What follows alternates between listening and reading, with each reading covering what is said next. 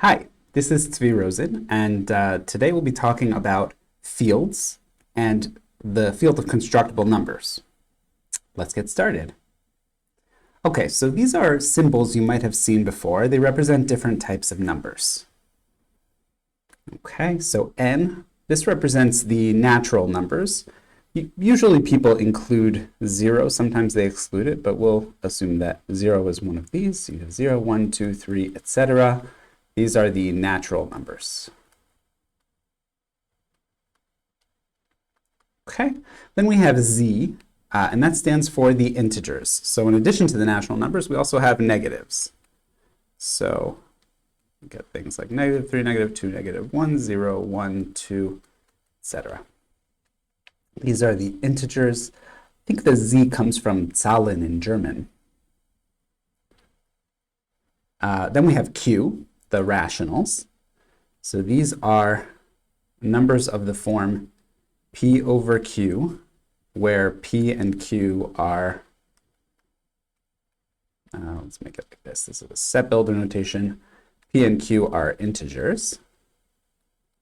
Okay, and some examples of that are, 2/3, 7 over 1.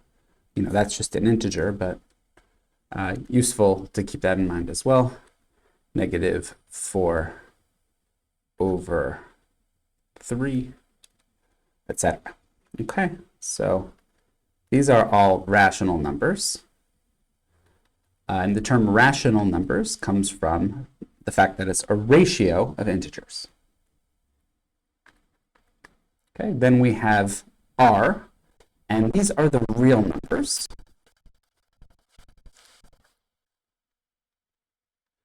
And there's not a great way to, a great elementary way to describe what the real numbers are. You can think of these as decimal numbers of arbitrary precision. So decimal numbers of arbitrary precision. Okay, so they don't need to be a ratio of integers. You can just give as many digits as you want. Okay, and with the assumption that you're always able to give digits to where precision is needed. And so, obviously integers and rational numbers are real numbers, but you also get things like pi, which is 3.14159, etc., and e, which is 2.718, etc. Okay, so these are all types of numbers. And we're going to pay a lot of attention to what types of numbers we're using in this lecture. And specifically, we want to know about sets of numbers called fields. Okay, so a field, and I'll type this. A field in a more abstract setting, which we're not going to go into full depth here, is a set with multiplication, addition, subtraction, multiplication, and division by non-zero elements. Okay, and these have to satisfy certain properties.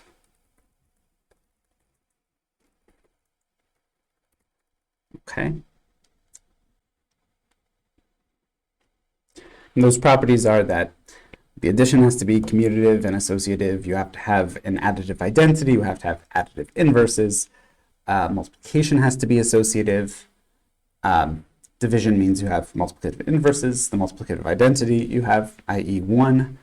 And you also need the distributive property to be satisfied. So there's just a lot of stuff that you have to check for an arbitrary set to be a field. But if it's a subset of the real numbers, if your set is a subset of the real numbers, okay, then you don't have to check most of those properties.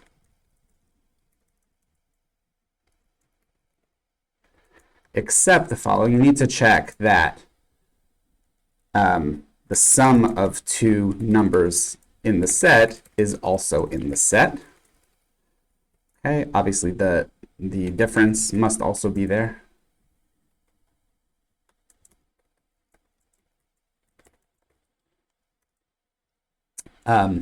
One must be in the set, and product and quotient must be in the set. Okay, so given any pair of elements, you need to be able to do all of these operations in order to qualify as a field. But as long as you're staying in that set, you're all good, because the other properties are satisfied automatically on the basis of being in the reals. Okay, so let's look at some examples. Okay, so first we're going to look at the rational numbers together with the square root of 3. Okay, and this specifically is going to look like a plus b times the square root of 3, where a and b are rationals. Okay, so we want to check that we can do all of our arithmetic operations and stay inside of this set. So we're going to check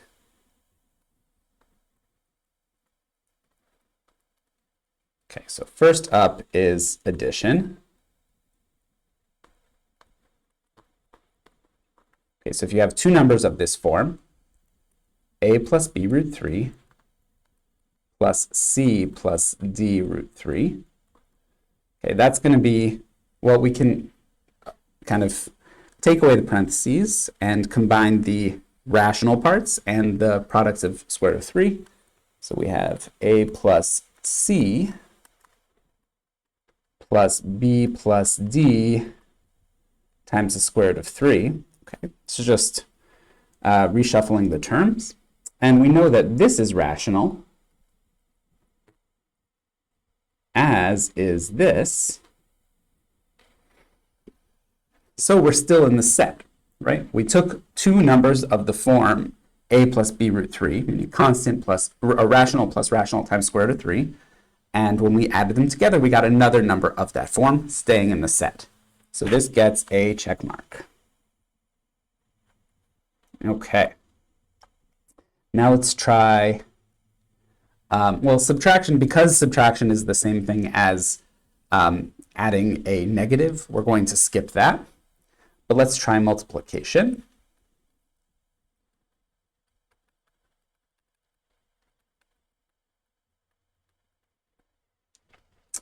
So we have a plus b root 3 times c plus d root 3.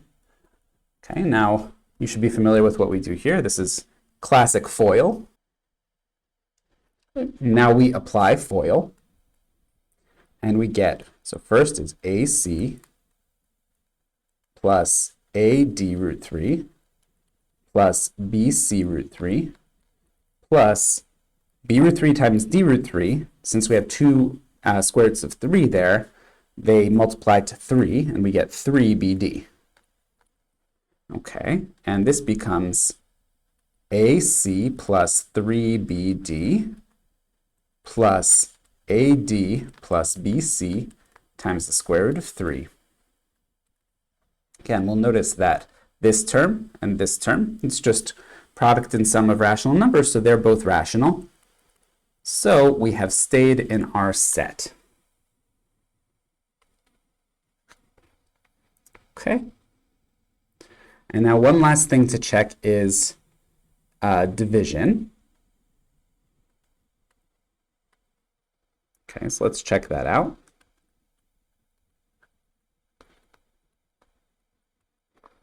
So we have a plus b root 3 divided by c plus d root 3. This one is a little troubling at first. What am I supposed to do with the c plus d root 3 on the denominator? Fortunately, fractions have the nice property that I can multiply top and bottom by the same thing without changing the fraction. So I'm going to multiply by something which will square both terms, specifically c minus d root 3, and I'll multiply that on top as well. And what I get on top is a plus b root 3 times c minus d root 3. and on bottom I have c squared minus 3d squared. Okay, and simplifying, so first of all, we should be sure that we're not dividing by 0. So assuming that c plus d root 3 was not 0 in the first place, okay, so no, this can't be 0. So that means that either c is non-zero or d is non-zero. So suppose c squared minus 3d squared equals 0. Apologies. That would mean that c squared equals, this is if and only if c squared equals 3d squared. And this would mean that c is equal to plus or minus this d times the square root of 3. And we know that square root of 3 is not rational, but d is rational, so that would mean that c is not rational, contradicting our assumption. So contradicts c being rational.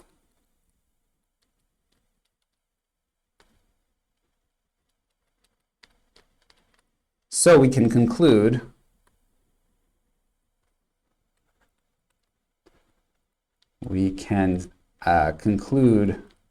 we are not dividing by 0.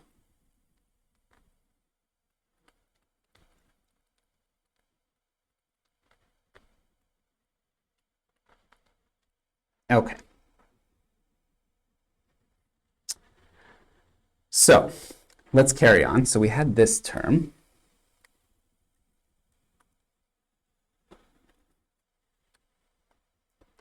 And we want to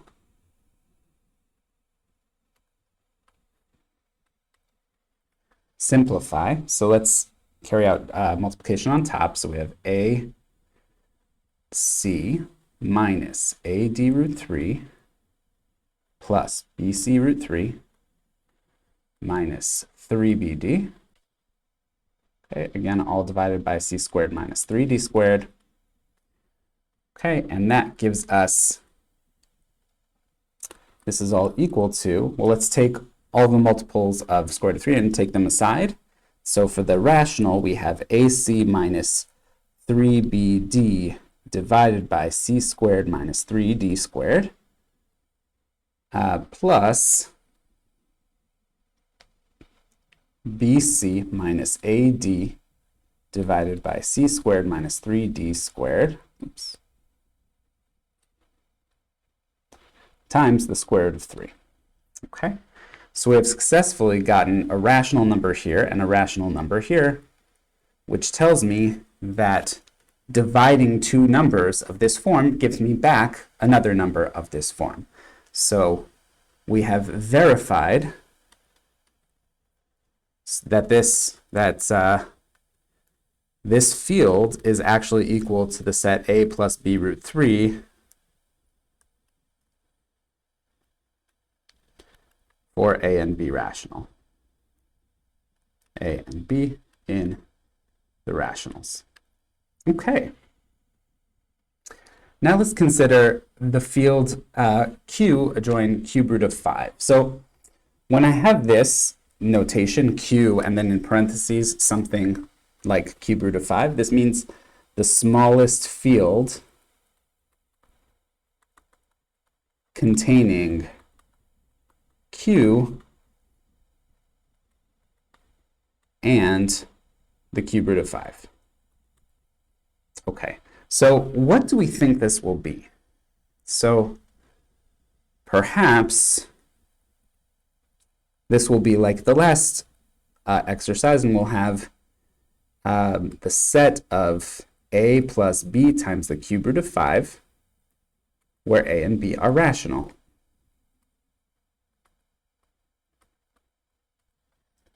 Okay, unfortunately, this is not the case. As you can see by, if I take cube root of 5 and I multiply it by the cube root of 5, I get 5 to the 2/3, or the cube root of 25.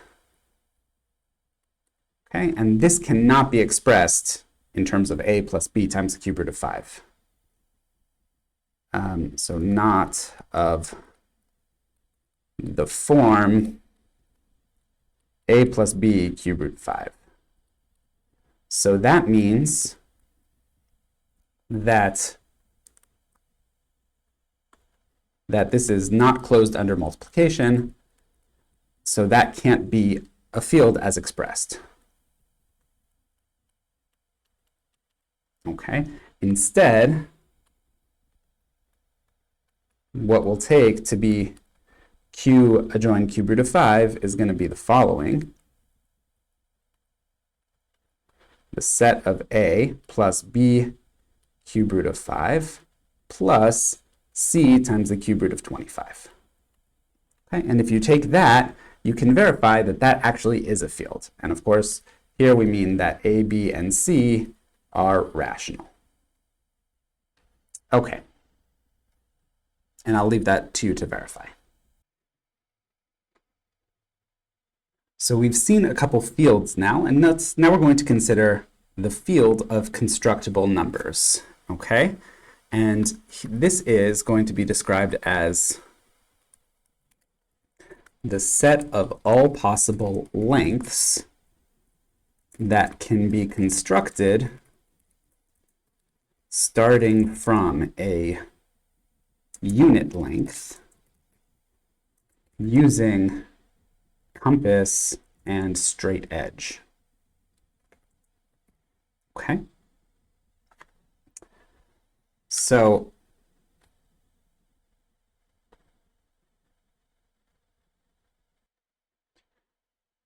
this might be surprising at first to think about how we're taking this geometric set of operations and trying to translate it into algebraic operations, but as we'll see, it's actually very natural. So the first thing we can just confirm is this is definitely a subset of the reals.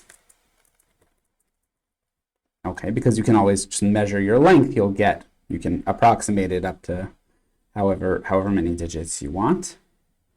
Okay, so what's left is we need to check that it's closed under addition, subtraction, multiplication, and division in order to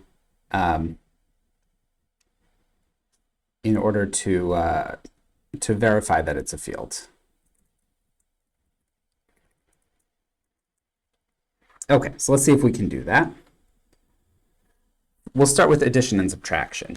So if we have, let's say we have two segments.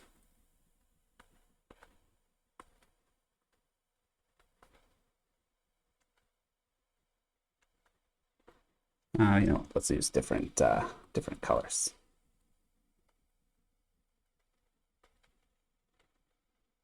Okay, so how can we turn this into a length which is equal to their sum?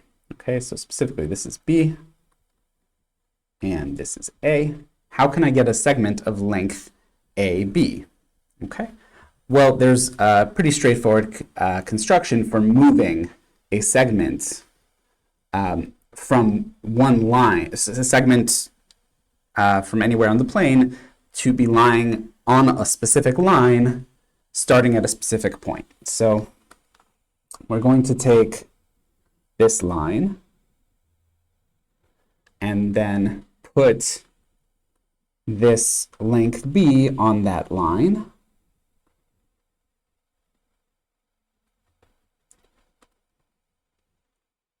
And the result,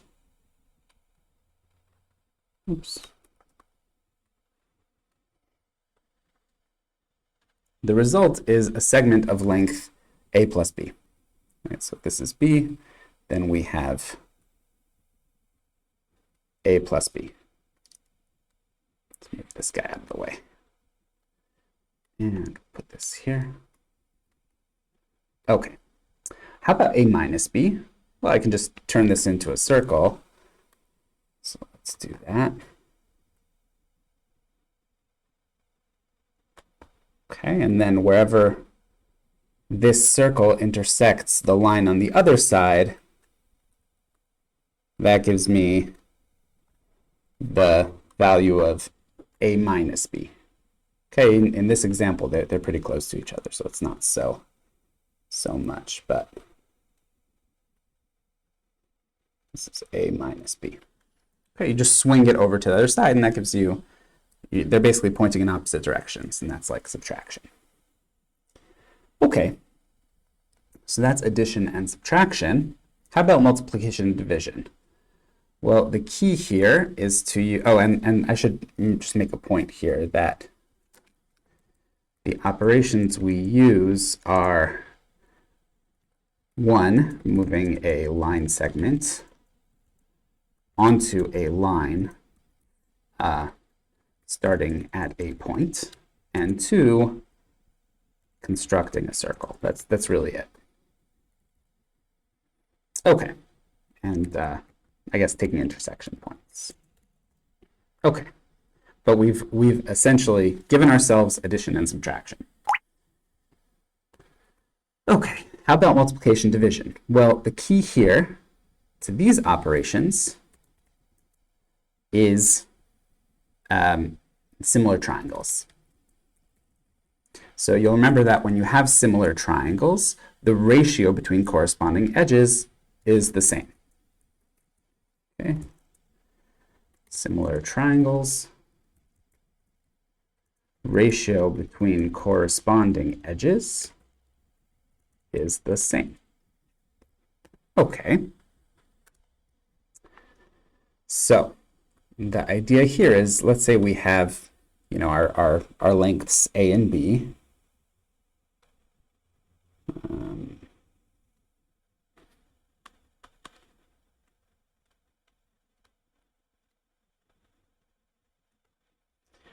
Okay, so we'll have a nice long A and, or relatively short A, I suppose.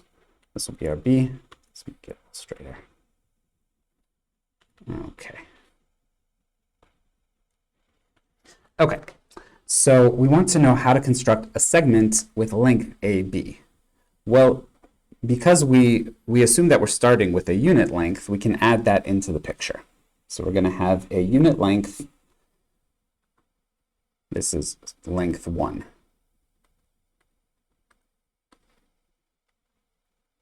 Okay, so now we spoke about the ability, we can always move lines around to start them at different points.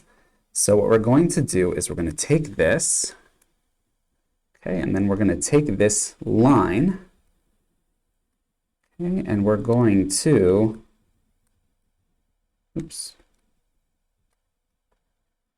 we're going to rotate it. We're going to put it here, and we're going to rotate it a little bit.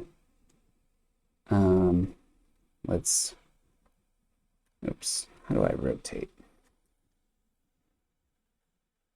Here we go. Okay, so now we have rotated it. And I'll just try and erase that bit. Good. And here we go. So now I have a triangle which has length, which has side lengths A and 1. Okay. And now what I'm going to do is move this length. I'm going to put it here. I'm going to rotate it so it's on the same line as this unit length. And that's going to be our B. Okay, and now I'm going to take a parallel line to the magenta line. Okay, I'm going to extend it a little more. Okay, and we're going to extend this edge out here, okay, until it hits the parallel line. And now we know that these two triangles are similar. So what does that mean to us? It means that B, so we're going to label this length X.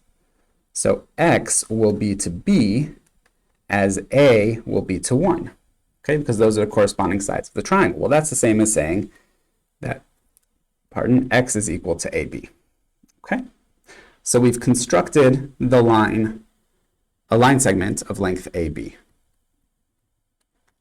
Okay, and we should be careful to note what operations we're using here to make sure that we can do these with compass and straight edge. Obviously, we can, otherwise I wouldn't have done it. But the operations we were using, first of all, moving line segments to desired points, to constructing parallel lines. Okay, that's pretty much it. Okay, so we're able to multiply, and let's see how we can divide. So we'll borrow some of the components here.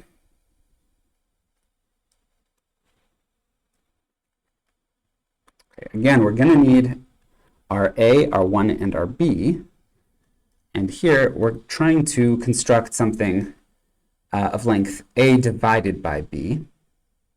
So that means that we'll want something, so thinking about that, so if x is going to be equal to A over B, so we'll probably want x over 1 will be equal to A over B. So we want B to correspond to 1 in our triangle, and A will correspond to x. So we'll take the triangle, the edge course of length B, place that over here, and we're going to put the edge 1 alongside it because that's going to be a corresponding edge in this pair of similar triangles. Okay, and now we'll take our edge of length A and turn this around, get a little distance. And here we're going to connect the edge of the length B segment to the edge of the length A segment. I'm just going to move this here to keep track of what's what. This is 1. And this is A. Okay. I'm going to blow going to blow everything up a bit. Oops. There we go. This goes here. Just want a little bit more size, so we'll be able to manipulate this. Okay. So now we're going to take a parallel line that passes through the point where the point along the edge B, which is where we get to the unit length. Okay, so wherever this 1 ends, we construct the parallel line, and now we have our mystery length here. Okay, and as we were hoping, this is our x, and in terms of the similar triangles, x is to 1 as A is to B, so we have our desired x. Okay, so we have constructed A over B. Okay, in terms of the operations we used, so same as on the last page, okay? Moving segments around and constructing parallel lines. Parallel lines through desired point. Cool, so what does that teach us? Our conclusion so far is that the constructible numbers are a field, okay? But that helps us a lot, and it's very useful, but what exactly is in that field? Okay, we know that obviously we'll have any integer, because we know how to add. We start with 1 and we know how to add that together, we know how to subtract it, so we'll get all of the positive and negative integers. In terms of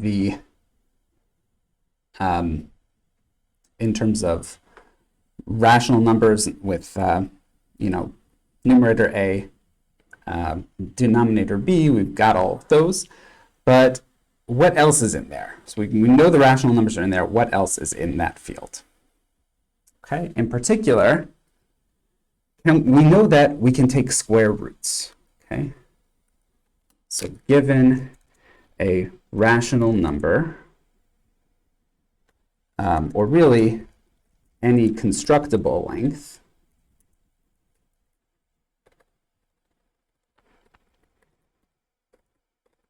we can construct a segment whose length is the square root. Okay, and here's how it goes. Pretty cool. Again, the key is similar triangles, but with a bonus appearance of right triangles. So we have, okay, let's say we have our segment of length A.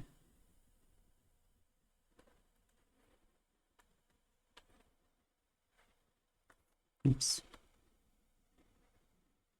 Okay, and we also have a segment of length 1. Okay. Okay,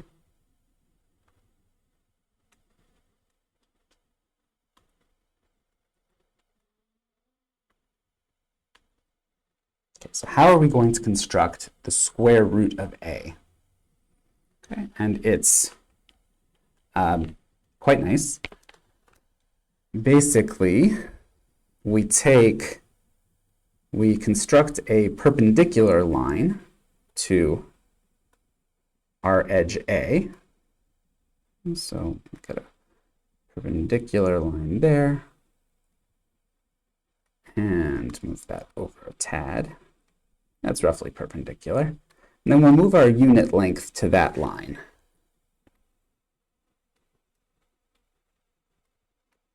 Okay. Okay, and now when we add in another line here,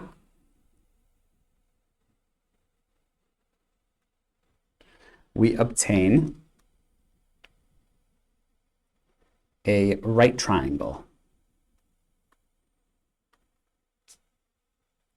Okay, so we have a right triangle, and we know that one of the edge lengths is A, one of the edge lengths is 1. Okay, you can use the Pythagorean theorem to deduce the remaining edge length, but that's not what we want to do. What we're going to do instead is drop a perpendicular. Okay, so we can construct a perpendicular line from this point that intersects this line at the bottom, the magenta, the hypotenuse of the right triangle. And that gives us 2 new right triangles. Okay. And one thing you'll recall about right triangles is that when you split them up this way, you get 2 similar triangles as a result, right? Because if this is, let's call this angle T, okay, then we know this is going to be 90 degrees minus T, or pi over 2 minus T. Okay. But we know that this angle is a right angle, so that means that this is also T, which means that this is pi over 2 minus T. Okay, so we have a pair of similar triangles inside of this right triangle, and they share an edge.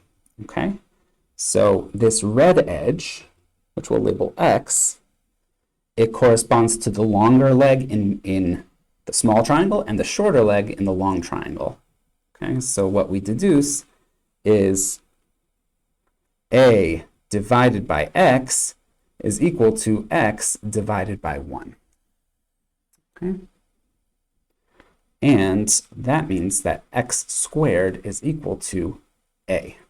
And in particular, X is equal to the square root of A. Okay. So we've constructed a square root of any number whose length we were already able to construct, whose segment we were already able to construct. We now have its square root. And what did we do? We constructed perpendicular lines,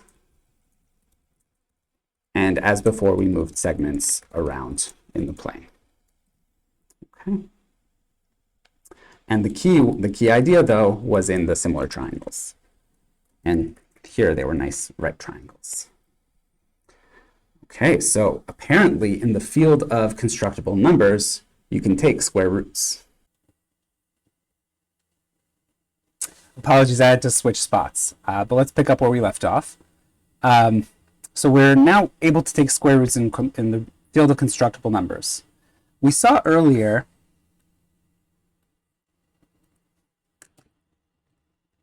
that the rationals with the square root of 3 was a, I'll write this out. This was a field extension of the following form. The set of numbers a plus b root 3, where a and b are rational. Okay, and this is actually true in general. So if you take q during the square root of k, then either k is a perfect square, or this can be written as a plus b root k, where a and b are in q. Okay, so we're going to now set up a chain of bigger and bigger fields. We start with f0 is equal to the rational numbers. Okay. Then f1 will be equal to the set of a plus b root k, where a and b and k are any rational numbers. Okay. And then we're going to take f2 will be the set of a plus b root k, where a, b, and k are in f1. Okay, so now we're able to take square roots of expressions that already have square roots in them. Okay, so something you might find in f2 would be, for example, 1 plus 2 times the square root of 1 plus the square root of 2. Okay. So here we have a nested square root inside of a square root. And that's allowed because everything in this expression was a constructible number inside of f1. Okay, and these guys are just rational. Okay, so if you keep doing this, if you keep allowing square roots more and more nested, you're going to get a bigger and bigger field. Okay, so this will be inside of f2, which will be inside of thrice nested square roots, all the way up to the field of constructible numbers. Okay, so that's taking things, taking this ad infinitum, letting arbitrarily large nested towers of square roots.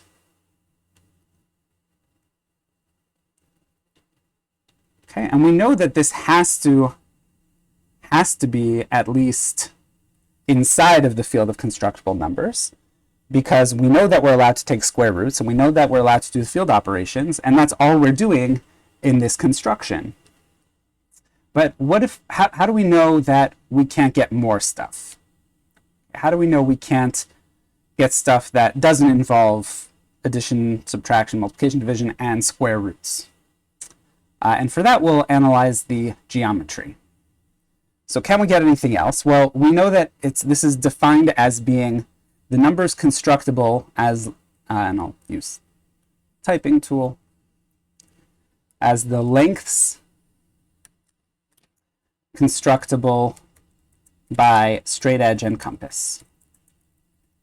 Okay, so let's understand what you can do with a straight edge and compass. Okay, you can draw a line between two given points. Okay, so if you have a length, you can draw that line. You can draw a circle with radius given by a segment, given by a segment you have, or let's call it a fixed segment, or a provided segment, that's better.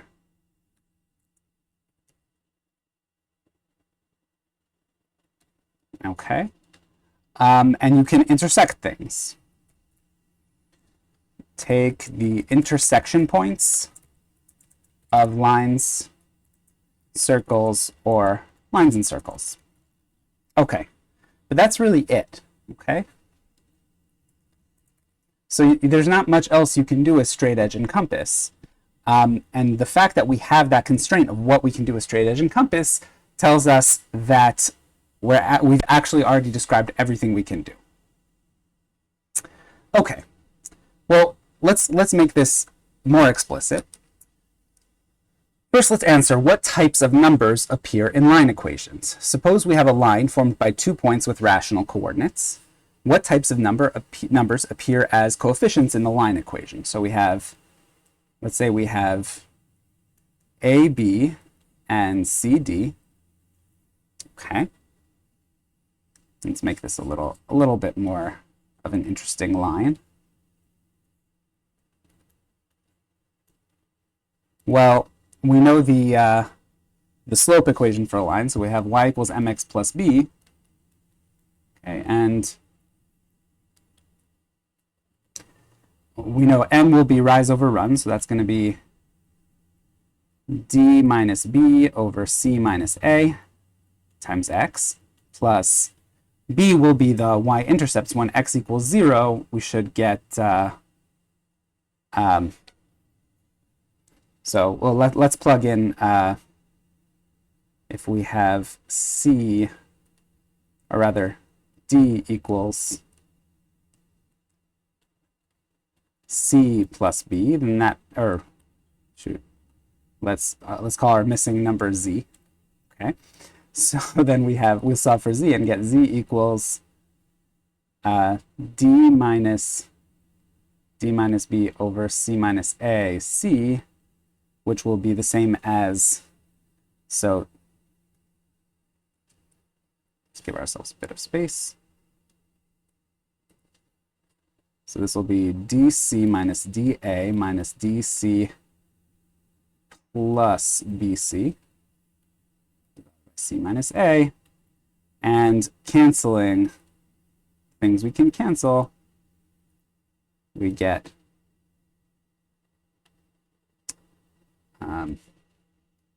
bc minus dA divided by c minus a. Okay? Well, what we find is our equation for the line, I'm going to scrunch this a bit again.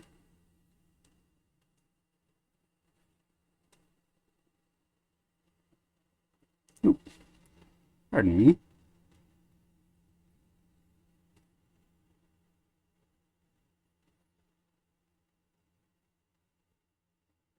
Okay, here we go.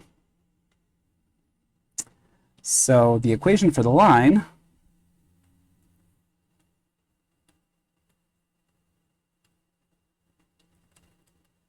is given by y equals d minus b over c minus a times x plus bc minus dA over c minus a. But since a, b, and c, and d are all rational numbers, this equation has all rational coefficients.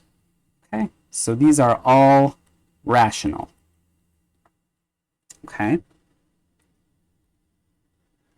So now let's say we have two lines and they intersect. Okay, and let's say those lines come with rational coefficients. Does the intersection of the lines have rational coordinates? So let's draw a couple of lines. So we'll have this line and this line. Okay, and the lines will be defined by equations of the form y equals ax plus b, y equals cx plus d. Of course, there's the possibility that the slope is 0, in which case, or that the line is vertical, in which case you would deal with it, but it's not hard to deal with those on a case-by-case basis. So this gives us a system of equations, and we can solve for ax plus b equals cx plus d and get a minus cx equals d minus b, x equals d minus b over a minus c, and y equals, y equals d minus b over a minus c times a plus b. Okay. Now, obviously, both of these are rational. Both coordinates are rational. So if you have two lines with rational equations, the intersection is also rational.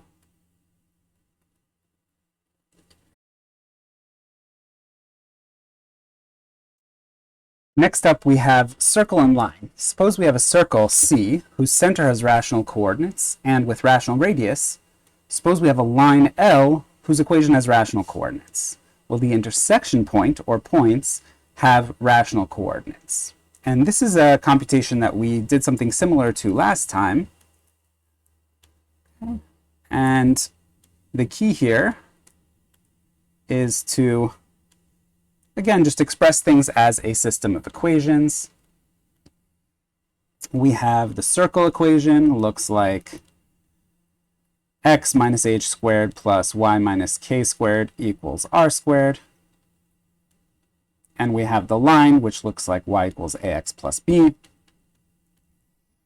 And plugging in x, solving for y, or just taking the expression x plus b and plugging it into y minus k in the first equation gives you a quadratic equation in x. And we have the quadratic formula, which means we'll just take square roots. We'll take a rational expression in terms of a square root of a rational expression. Okay, so we'll have, so plug in, if we plug y into first equation, we get a quadratic equation in x, and the result is a plus b times,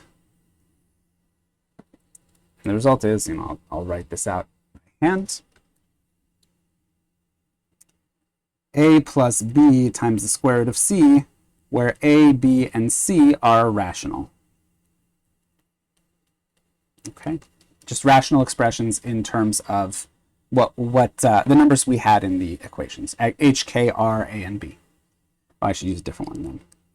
Let's make this d, e, and f.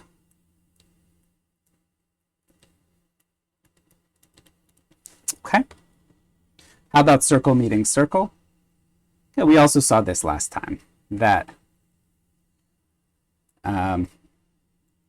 when you have two circles,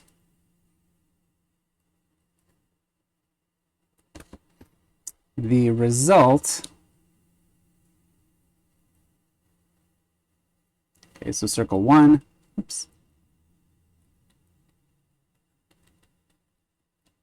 looks like x minus h squared plus y minus k squared equals r squared.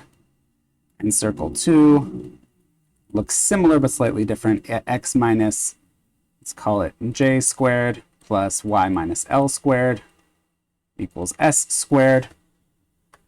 And when you cancel these, you get a linear expression involving y and x. Okay, so when I subtract circle 2 from circle 1, okay, subtract equation 2 from equation 1, result is a linear equation, ax plus by equals c. Okay. At that point, you can solve for either x or y and plug it into one of the equations. So let's say you solve for x, plug in to either, and the result is a quadratic equation. And the solution, as before, okay, let's give myself a bit of room.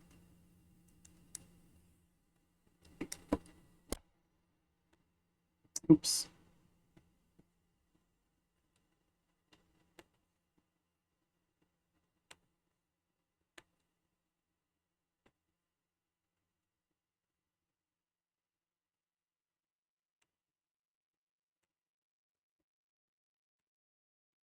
Okay, this actually works.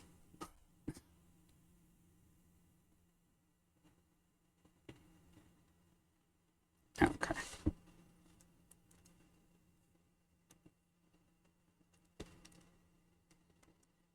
Let's get that circle out of the way. We'll draw another one.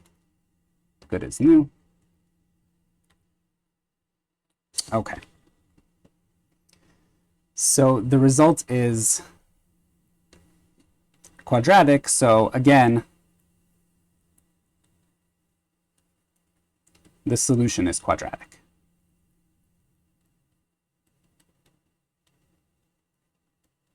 Is a plus b root c, where a, b, c are rational.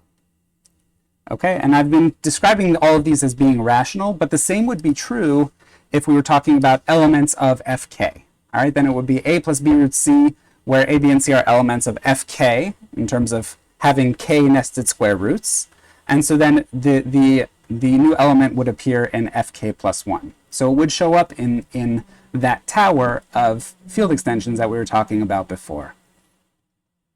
Okay, so what we learn from that is this is all the constructible numbers. Okay, these are, so the constructible numbers,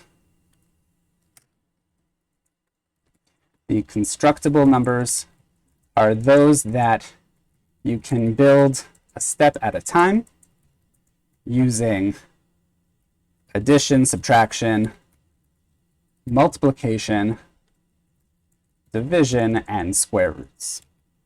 Okay?